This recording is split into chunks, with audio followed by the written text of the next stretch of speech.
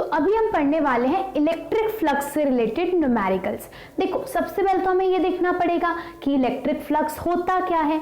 तो flux word का meaning समझो। देखो फ्लक्स होता है number of electric field lines passing through any area.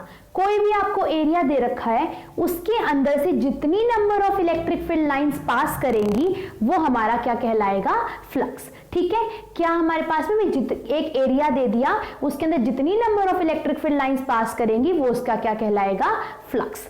ठीक है, अब देखो या तो आपके पास में, उससे पहले हम गॉस लॉ देखते हैं। गॉस लॉ ने क्या कहा था, गॉस लॉ बोलता है कि जो फ्लक्स होता है, फ्लक्स को हम इस तरीके से रिप्रेजेंट करते हैं, फ्लक्स आपका बराबर होता है Q अपॉन में एप्सिलॉन नॉट के बराबर। Q जो आप चार्ज रखोगे और अपॉन में एप्सिलॉन नॉट। ठीक है, तो गॉस लॉ का फॉर्मूला कई बार पूछा जाता है, तो आपके पास में गॉस लॉ, ये फ्लक्स का सिंबल हो गया।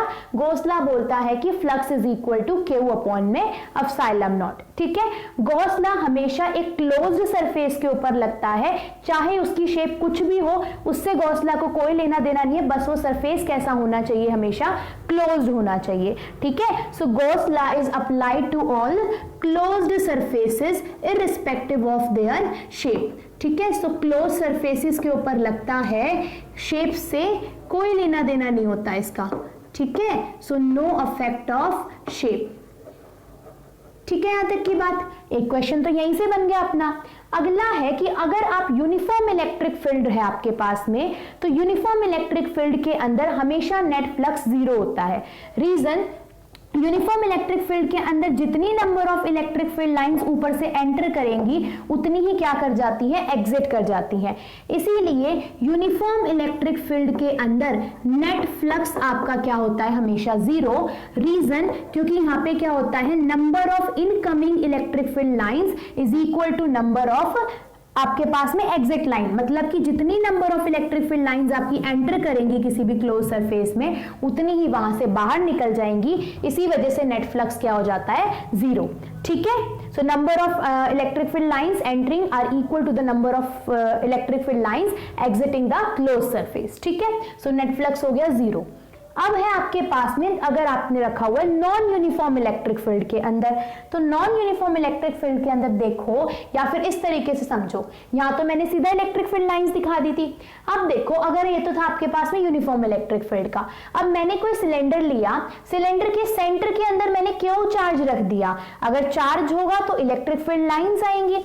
अब सिलेंडर के अंदर अगर हम केस देखें तो हमें ये पता है सिलेंडर के दो तो फेस होते हैं, कौन कौन से, एक ये वाला फेस, एक ये वाला फेस, और ऊपर वाले एरिया को हम क्या कहेंगे, कर्व्ड सरफेस एरिया। हम ये बोलते हैं ना, सिलेंडर की सिर्फ जो चारों तरफ अगर आपको कवर चढ़ाना है तो वो उसका कर्व्ड सरफेस एरिया कहलाता है, और ऊपर वाला और नीचे वाला हिस्सा उसका क्या कहलाएगा, प्लेन।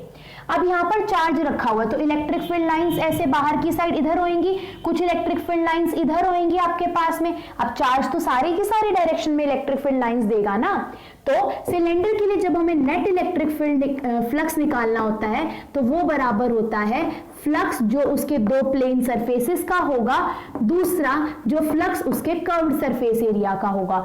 सिलेंडर के अंदर दो तो आपके पास में ये प्लेन सरफेसेस हो गए, एक ये वाला और एक ये वाला, और एक क्या होगा, कर्व्ड सरफेस एरिया। ठीक है, तो अब हमें पता है नेट फ्लक्स किसके बराबर होता है, Q अपॉन में एप्सिलॉन नॉट के बराबर होता है, गॉस लॉ ने दिया। अब अगर क्वेश्चन में आपको वो ये बोल दे कि प्लेन से आपका जो आपके पास में फ्लक्स रिलेटेड है वो कितना दे रखा है, फाई दे रखा है। ठीक है, इतना फ्लक्स रिलेटेड है किससे, प्लेन सरफेस से आपका। ठीक है, प्लेन सरफेस के अंदर 5 फ्लक्स है आपके पास में, तो यहां पर हम वैल्यू पुट कर सकते हैं अगर इस टाइप का क्वेश्चन आ जाए।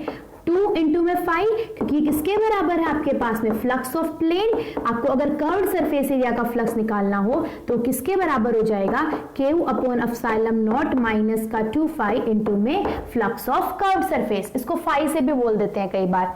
ठीक है, तो हमारे पास में ये क्या निकल जाएगा, कर्व्ड सरफेस एरिया का फ्लक्स।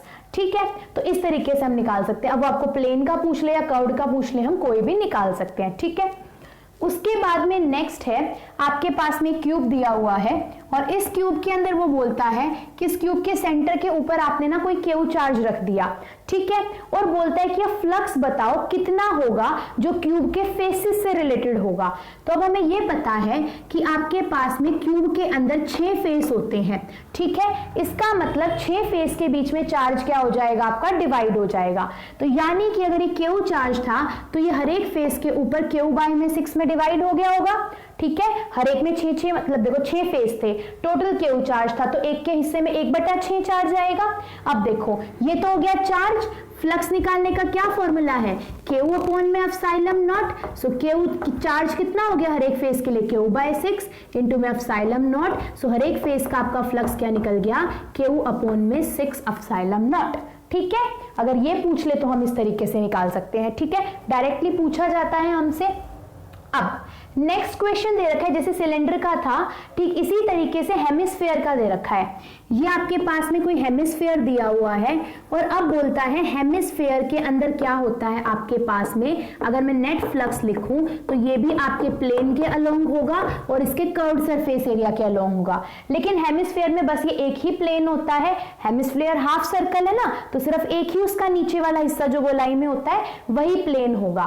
तो अब एक बात ध्यान रखना, अगर वो कभी भी बोले ना फ्लक्स अलोंग द फेस, क्या वर्ड यूज करें, फ्लक्स अलोंग द फेस, तो हमेशा फ्लक्स अलोंग द फेस होता है 0, ठीक है, फ्लक्स अलोंग द फेस आपके पास में क्या बोलेंगे इसको, प्लेन सरफेस, ठीक है। तो फ्लक्स अलोंग द प्लेन आपके पास में हमेशा क्या होता है, 0 होता है, ठीक है हमारे पास में, क्योंकि यहां पर इस प्लेन के ऊपर ही चार्ज रखा हुआ था, यहां पर प्लेन के ऊपर चार्ज नहीं रखा हुआ था, बीच में रखा हुआ था। तो अगर वो पूछे फ्लक्स अलोंग द प्लेन, इस केस के अंदर क्या हो जाएगा 0, क्योंकि प्लेन के ऊपर खुद ही चार्ज रखा हुआ है, ठीक है, एक तरीके से ऐसे समझ सकते हो।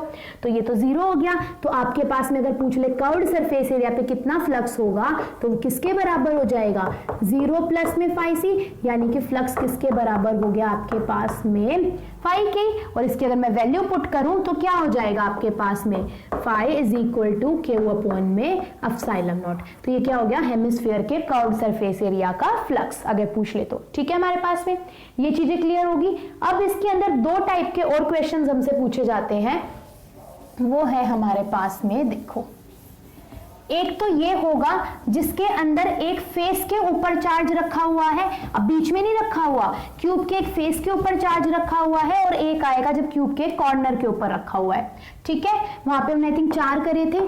अब ये बोलता है कि इस टाइप का आपको कोई क्यूब दिया गया है और इस क्यूब के कहां पर, ठीक है देखो यहां पे इस तरीके से क्यूब दिया गया है आपको, और इस क्यूब के एक फेस के ऊपर चार्ज रख दिया। मान लिया कि पीछे वाला सरफेस था, इसके ऊपर क्या रख दिया, चार्ज रख दिया। अब जिस फेस के ऊपर चार्ज रखा जाएगा वो फ्लक्स के अंदर कंट्रीब्यूट नहीं करेगा।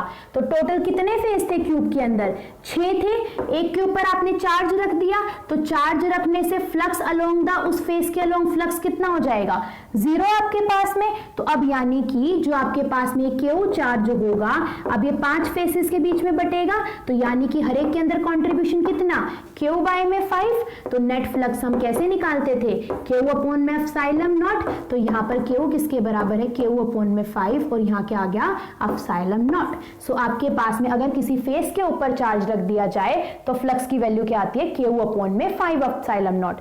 अगर किसी भी सरफेस के ऊपर या उस वाले एरिया के ऊपर आप रख दोगे ना, तो उसके अलोंग आपका फ्लक्स 0 हो जाएगा, जैसे अभी हमने हेमिस्फीयर में देखा था, ठीक है। नेक्स्ट इसके अंदर से जो एक क्वेश्चन बनता है वो ये बनता है कि आपके पास में अगेन एक क्यूब था और इस क्यूब के एक कॉर्नर के ऊपर आपने क्या रख दिया, आपके चार्ज रख दिया, यानी कि एक कॉर्नर के ऊपर या एक वर्टेक्स के ऊपर आपने क्या रख दिया, कोई क्यू चार्ज रख दिया, ठीक है, कॉर्नर या फिर आप इसको वर्टेक्स बोलोगे, ठीक है। तो अब देखो किसी भी क्यूब के अंदर हमारे पास में 8 वर्टेक्स होती हैं, ठीक है, या फिर 8 कॉर्नर होते हैं, और जो कॉर्नर पर रखा हुआ, अगर कोई भी चार्ज कॉर्नर पर रखा हुआ है, इसका मतलब उसका कंट्रीब्यूशन हो जाता है 1/8। ये हम केमिस्ट्री में भी करते हैं कि कॉर्नर पर रखे हुए पार्टिकल कितना कंट्रीब्यूट करता है उस क्यूब के अंदर, ओनली 1/8। अगर यहाँ पर आपका क्यू चार्ज रखा हुआ था तो वो कितना कंट्रीब्यूट करेगा इस वाले क्यूब के अंदर, Q/8। 8। रीजन, अगर आप कॉर्नर पर कोई भी पार्टिकल रखते हो तो उसका कंट्रीब्यूशन उस क्यूब के अंदर 1/8 होता है, बाकी कंट्रीब्यूशन और अलग वालों के पास में, मतलब इससे बाहर होगा उसका।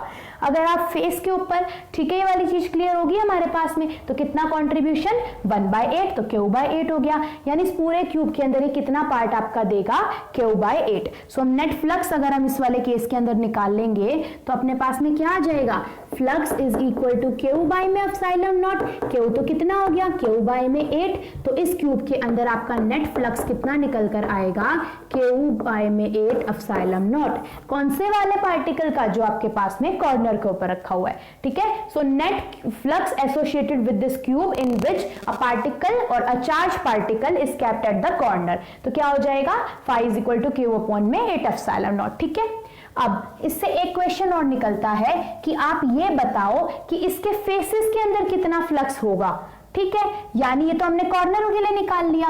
अब बोलता है फेस के ऊपर कितना फ्लक्स होगा, फेसेस के ऊपर। अब देखो, ये जो कॉर्नर वाला चार्ज पार्टिकल है, इसने 3 फेसेस को टच किया होगा। कौन से को, एक तो ये वाले को, एक ये पीछे वाले को, और एक ऊपर वाले को। मान लिया कि अगर आपके पास में यहां पर, कैसे बताऊं, हाँ, मान लीजिए यहाँ पे कोई आपके पास में चार्ज पार्टिकल है, तो इस वाले फेस से भी अटैच है, इस ऊपर वाले से भी और इस साइड वाले से भी है, मतलब 3 फेस तो ब्लॉक कर दिए उस वाले चार्ज ने, क्योंकि क्या है, उनके तो बिल्कुल टच के अंदर रखा हुआ है, यानी अलोंग द प्लेन रखा हुआ है। तो 3 फेसेस तो यहाँ पर क्या नहीं करेंगे, हमारे पास में फ्लक्स में कोई भी कॉन्ट्रीब्यूट नहीं करेंगे, क्योंकि वो क्या कर रहे हैं, उस चार्ज को टच कर रहे हैं डायरेक्टली, ठीक है। अपने पास में ऐसा समझ सकते हो। कितने बचे आपके पास में, 3 बचे हमारे पास में। तो अब देखो, टोटल चार्ज कितना कंट्रीब्यूट कर रहा था वहां पर, Q/8 कर रहा था।